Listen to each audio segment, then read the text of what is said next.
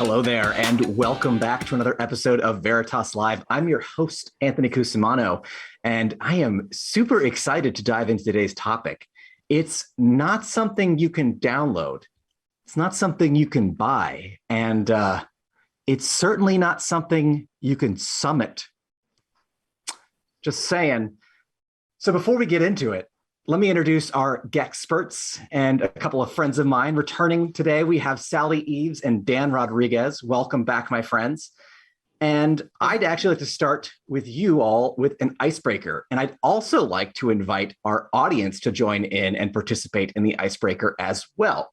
So, like I said before, it is not something you can summit, but the topic of today is zero trust. And anytime I go and read up on zero trust, I'm always confronted with the definition that uses the words zero trust in it. So it's very murky. It's not very well defined. So I thought it'd be fun for you all to define zero trust without using the words zero or trust. Emojis are highly encouraged for those participating in the audience. Let's start with Sally. Go ahead.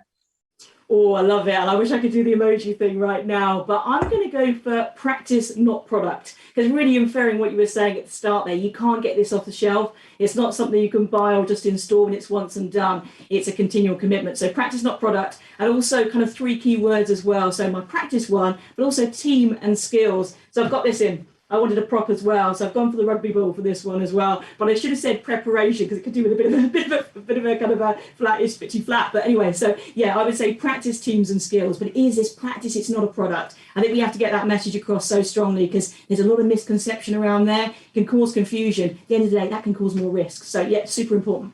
I love it, and I love the props theme. We gotta bring more props onto live. Dan, absolutely. I don't know if you have props, but what's zero trust without zero trust? You know, I have 0 props, so darn.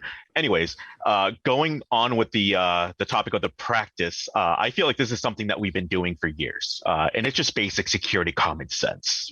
You know, we didn't have a label back then, and we don't need a label now.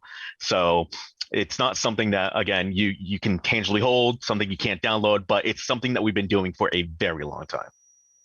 I love it. I love that neither of you said zero trust. So congratulations, you both won the icebreaker. And I'm hoping we get some good audience participation. We'll see what comes through as the show goes on. But for now, I'd like to dig a little bit deeper into what both of y'all have said. So we defined it pretty clearly, but I'd like to get more into when companies say they're offering zero trust, what does it really mean? Sally, I'll start with you again. Absolutely. So for me, the key point here, I think, is moving beyond essentials. You've got to go beyond that. And probably my biggest concern in this area is around things, for example, point products or warranties, aspects like that. You can't really buy a ransomware warranty, for example. I think it's causing a lot of confusion, particularly in the SME, SMB market, where you haven't got maybe as many resources to go to. And if you think you're literally getting something off the shelf that's protecting you for everything, that can lead to a lot of different risks. You know, we're seeing that a lot. Some research I've just been doing with the think tank I'm involved in was bringing this out. It's probably their number one concern, this misconception and the gaps it's leading to. So for me, it's getting across that message. Yes, technology is really important and can support you, but there's a together. So it's not just about technology that can protect, it's culture, it's education, it's skills, it's all across those areas. And it's something that's every day. You can't just, do an upgrade once and look at one area. It's not these silos of activity. You have to be coordinated and integrated, back it up by policy, but make this something that's fair for everyone and not just tech-facing roles. I think that's hugely important as well. So I have kind of 3 main pillars when I could discuss this. So continual verification, massively important, moving beyond users to workloads, and also the evolution of security ops, I think is hugely important too. So on the tech side, that's my 3 pillars. But my key message, hey, you need to look at all these things and bring them together. Don't treat them separately. I love that you expanded beyond the tech side as well. I think that's critically important when talking anything security related. Dan, I'm curious to hear what you think in that regard.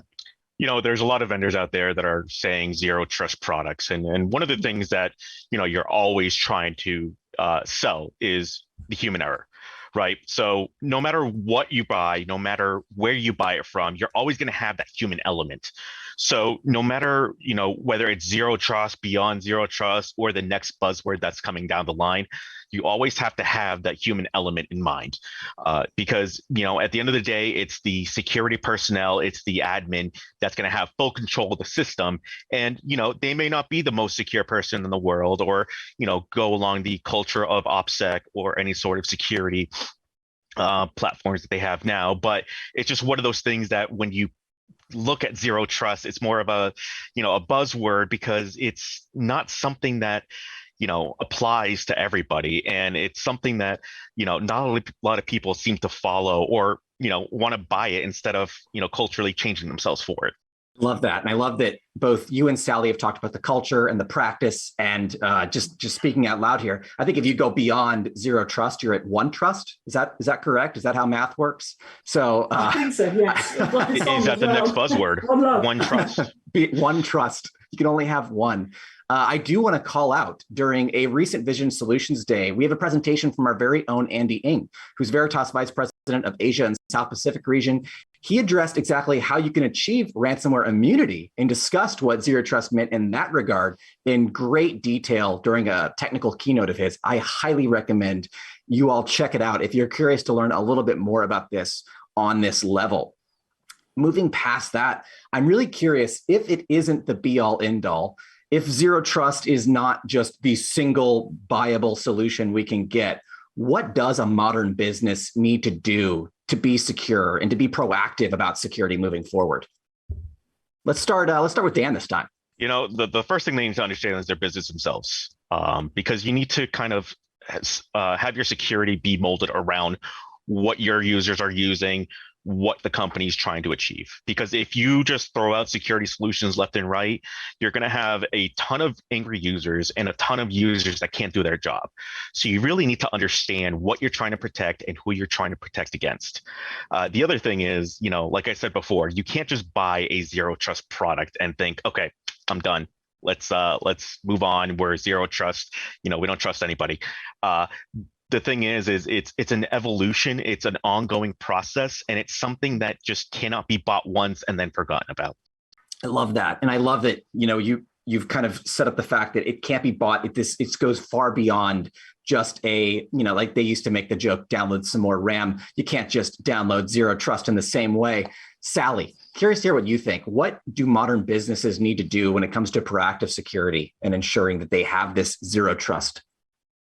Absolutely. I love that last point, by the way. I think ongoing destination is something to look at, because you look at it sometimes at endpoint, excuse the pun, when it comes to security, but a lot of focus sometimes is on this destination. You've got to get there and that's once and done, and it's not. It's ongoing. I use the phrase kind of 360 a lot. It's not just about that 360 visibility, it's 360 commitment. It's always evolving. So it's empowering, I think, your people to be able to grow as a security threats do. We're seeing a great rise in bad actor collaboration at the moment. We need to empower people to have that confidence to develop their skills, apply them, be able to shout out when they're seeing things happening. So it has to be this combination of technology support, but culture, skills, and education, and that empowerment to say, spot problems, even if you're not tech-facing roles. I think that shared responsibility ethos is hugely important as well. But I also think changing the narrative about security and cybersecurity is hugely important as well. This isn't something we should be looking at as a cost. It's the cost of insecurity we need to be looking at. And actually, if you invest in this and do this in the right way, this could be your next kind of catalyst for competitive advantage, because security and trust more broadly, societal trust, everybody's talking about that. We're looking at research by Edelman, for example, has monitored trust levels for 17 years. And funnily enough, now consumers are looking at tech organizations and big business more broadly as the bastions of trust, more so than NGO and government in the last survey that came out, which probably might surprise a few people. So this is a huge issue. If you chase a commitment to zero trust every day, you actually be working to earn consumer trust, your employee trust. People might want to support your organization as well. So this is something that's shared value for your organization. It's not something over here. It's not just a cybersecurity issue. It's everyday part of your business. So working more closely as well across C-suite, CISO roles, for example, with the CFO, these changing roles here and responsibilities, working together more strongly is hugely important too. That's absolutely fascinating. I never in my life thought I'd hear that people are turning to companies with their trust more so than governments. So that's exciting in a way, and it's also a little bit terrifying. Before we move on to the next question, though, I'd actually like to clarify something that you said, Sally. So, you encourage people to go out and get started today. What's a good place to start at? Like, should they look at their storage, their compute, their organizational structure? Like, where would you suggest the starting point is?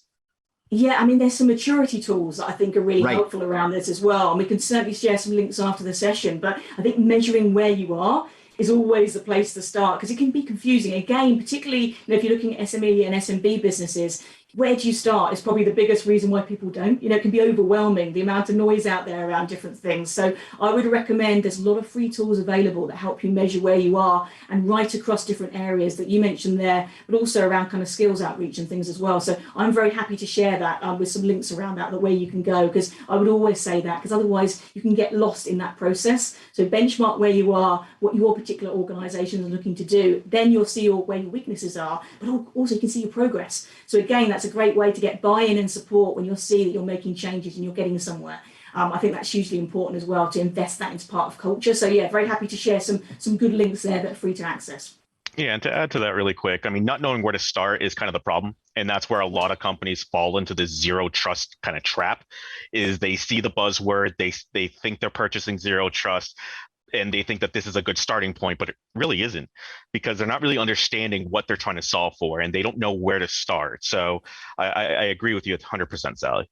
I love it. And I also just want to call out, Sally, you've written a blog recently, Reimagining Zero Trust, which I actually got a chance to read before this episode, and it's phenomenal. I encourage you all to give this a look through and to follow Sally on all of her social channels. If you want to keep up on all things security, cloud, zero trust, she is a great follow, and you will not miss a beat keeping up with her. Now, speaking of social and following, I do want to call out some of our audience participation here. I have some cool, fun emojis I'm going to do my best to imitate for you all. So Margaret says that her zero trust emoji is the no person going like this. Sonia Duffin has given us the angel halo and a flexing arm. So we have that. And we also have Justine, who's given us the thinking emoji and zipper mouth. So great job all. Hopefully I didn't butcher that in my pantomime here. But thank you for participating in what you think zero trust looks like in emoji form. So emojis were once a thing of the future. And I think that's a good lead in to our next and final question. So what does the future look like when it comes to security, zero trust? What organizations need to be measuring and preparing for? Dan, I'm curious to hear what your thoughts on the future are. The biggest thing in the media right now is ransomware, and that's something I'm having a lot of conversations with my customers on. So it's the ever evolving threat actors and, any sort of security vulnerabilities that seem to be coming out left and right. So when it comes to zero trust, it's just not one of those things that I'm really having conversations on, but more the fact of the actual vulnerabilities and the actual issues out there in security. And some of the things that I've been talking about has been immutability, resiliency, keeping up to date on your patching. That's a big one that a lot of companies seem to overlook. I had a conversation once where somebody was proud of their 2-year uptime on a piece of hardware, and it was like, well, no, that's bad. You haven't patched in 2 years. So don't have admins that are proud of their uptime. Have admins that are proud of being up to date on their patching. Now I'm going to ask you a question, Dan. I'm going to flex a little bit of my own containerization knowledge here, but would it be possible that the future actually we're able to maintain uptime because we microservice and upgrade things in rolling fashions? Absolutely. Could that be a future look? Application uptime is huge, and being containerized means that you can have your updates go from hours to literal minutes. And the way that scaling is done with a container means that your application does not need to be down in order to do an update. It's definitely something to consider. Sally, I'm curious to hear what you think. What's your vision of the future? I love that patching point. I was going to mention that as well, because again, sometimes things that become more invisible need to be made visible, if you know what I mean. Right. I think that's one of the forgotten areas sometimes. So I think that's hugely important. I would say tech convergence is a massive theme at the moment in a very positive way, but equally that creates more risk. So IT/OT convergence, I think, is a huge thing at the moment. And then as we have more advanced things like 5G, again, that's going to get great opportunities, but also threat areas can increase as well. And we've got more and more aspects coming together. So they're big talking points for me. So how do we move beyond cyber defense to cyber resilience? So for me, that's about active intelligence, being more real time, being more responsive and planning ahead. So the role of technology there, we're seeing some great advances with automation, with artificial intelligence, machine learning, that's freeing up individuals' time. So again, cutting through that noise we were talking about earlier, that can make a huge difference. So seeing some great advances there. But as I mentioned before, it's all about this combination. So it's a technology, but it's that education, that everyday commitment and shared responsibility ethos that's huge. But beyond that too, I would say it's also ecosystem collaboration. I'm seeing some exciting things there. There's a research report that came out a few weeks ago, really focused on IoT security that I was involved in. And that got together, leading businesses, academia, citizen scientists as well. So it's a real combination and professional bodies about what can we do to come together. If we've got bad actors collaborating, let's collaborate better as an ecosystem, share data openly about where these threats are changing and migrating, and we can do a better job together as well and make that as free to access as possible. So I would also put a shout out for that ecosystem collaboration. So let's come together and make positive change happen here. In all of your responses, Sally, I see like a recurring trend. And we talked about this in our cloud episode with you as well, this tech convergence. And yes. This just got me thinking, how can we see it in our personal lives, not just in the business level? Everything's coming together technologically. You sign in through your Google, Facebook, Apple account, and it gets you into everything else. But businesses, this is a much more complicated beast to manage. And I'm thinking about what this means from a security perspective. How do businesses make the decision to converge their tech, or should they hold off on that? And I'm just curious to hear what your quick thoughts on that are. I think the opportunities outweigh the risks overall.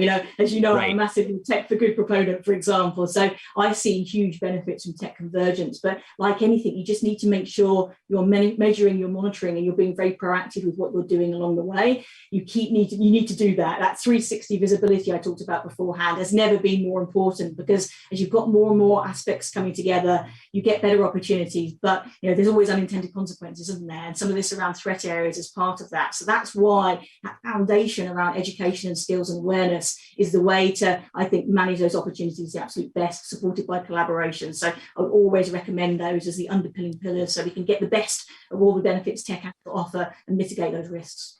And to add to that really quick, plan. Your planning phase should be a lot longer than your implementation phase. That way you have everything up front, you know what the risks are, you weigh the opportunities, but make sure that you spend the time planning and thinking ahead rather than spending the time implementing the technology. Totally agree. And if I could just say as well, to Dan's point there, and going back to almost like the title of our episode today, don't just be drawn by a latest buzzword, for example. Look into that, look at the details about that, look at how it maps to you and your organization and its purpose. Not every advance in technology will be relevant for you, but a lot of them will be. So always take that time to reflect and think about where it matches. Again, you don't invent something for a problem, do you? You look at what supports getting there. It's funny, just considering all the points both Dan and Sally have made today, very little actual zero trusting of things. In fact, very little skepticism in general. If anything, it's more of a collaborative vigilance that you should have amongst technology, your teams, outside organizations. It's not zero trust. It's working together. It's being proactive. It's examining and analyzing and just being a good technical steward and using the right security. So I want to thank both of you, Sally, Dan. As always, love having you on.